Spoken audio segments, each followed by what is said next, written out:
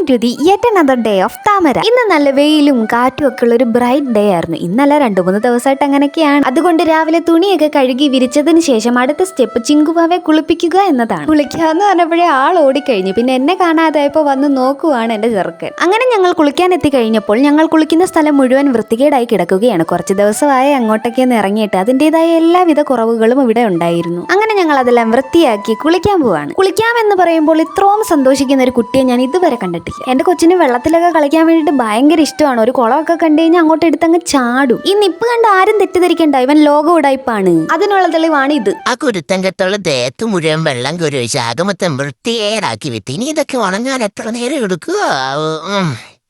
ആരോട് വിളിച്ചത്? ഓ, നീയായിരുന്നോ? ഒന്ന് പോയേടി. ഓ, എന്താ സുഖം. അയ്യോ, എന്തൊരു സുഖാ.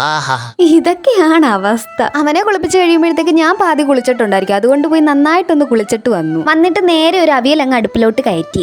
ഇന്ന് പിന്നെ അവിയൽ മാത്രം വെച്ചാൽ മതി. നമുക്ക് ഇന്നലത്തെ കൊഞ്ചുകറി ഇരിപ്പുണ്ട്. അങ്ങനെ കൊഞ്ചുകറിയും അവിയലും ചോറുമായിരുന്നു ഇന്നത്തെ ലഞ്ച്. വൈകുന്നേരം ആയപ്പോൾ ഉള്ളിവട ഉണ്ടാക്കാന്ന് വിചാരിച്ചു. ഈ കൊച്ചുണ്ടാപ്പറി എന്തിനാ ഇവിടെ വന്ന് നിൽക്കുന്നതെന്നറിയോ? സവാള തിന്നാൻ. ഡോഗ്സിനൊക്കെ സവാള കഴിക്കാൻ പറ്റുമോന്നൊന്നും എനിക്കറിയത്തില്ല. പക്ഷെ ഇവന് സവാള പ്രാന്താണ്. സവാളയുടെ മണം കേട്ട അപ്പൊ ഓടി വരും. ഇവന്റെ കുഞ്ഞിനാളില് സവാള പൊളിച്ചു വെക്കുമ്പോ അതൊക്കെ എടുത്തോണ്ട് ഓടി ഒരു ചരിത്രമുണ്ട് ഇവന്. ഞാൻ ഈ ചിരിക്കുന്ന എന്തിനാന്നറിയോ? ഞാൻ ആദ്യം ഉണ്ടായി ഉള്ളിവട വെളുത്തിരിക്കുന്നു. പിന്നെയാണ് അറിഞ്ഞത് മുളക് പൊടി ഇട്ടില്ലായിരുന്നു. അങ്ങനെ നമ്മുടെ കടി റെഡിയായി. ഡയറ്റൊക്കെ ആണെങ്കിലും ഇടയ്ക്ക് 1-2 ഒന്നും കഴിക്കുന്നതിൽ തെറ്റില്ലെന്നേ. അങ്ങനൊക്കെ പറഞ്ഞ് സമാധാനിക്കാടെ. ഇനി നമ്മളുടെ ഫാമിലി ടൈം ആണ്. ഇതൊക്കെ വളരെ റെയറായിട്ട് നടക്കുന്ന കാര്യങ്ങളാണ് കേട്ടോ. ഇങ്ങനൊക്കെ വന്നിരിക്കുന്നത് കൊള്ളാം. അങ്ങോട്ടും ഇങ്ങോട്ടും സംസാരിച്ച തീർന്ന് അപ്പൊ അവിടെ അടി തുടങ്ങും. അതാണ് ഞാനും എന്റെ അപ്പനും തമ്മിലുള്ള ഒരു ബോണ്ട്. ഇന്നലെ പറഞ്ഞ പോലെ കുറെ ചപ്പുചവറുകളൊക്കെ കത്തിക്കാൻ വേണ്ടിയിട്ടുണ്ടായിരുന്നു. അങ്ങനെ വൈകുന്നേരം ആ പണിക്ക് വേണ്ടി ഇറങ്ങി. പണിയൊക്കെ കഴിഞ്ഞ് നമ്മൾ നമ്മുടെ പുസ്തകമൊക്കെ അങ്ങോട്ട് തുറന്നു. എന്നാ ശരി, നാളെ കാണാവേ.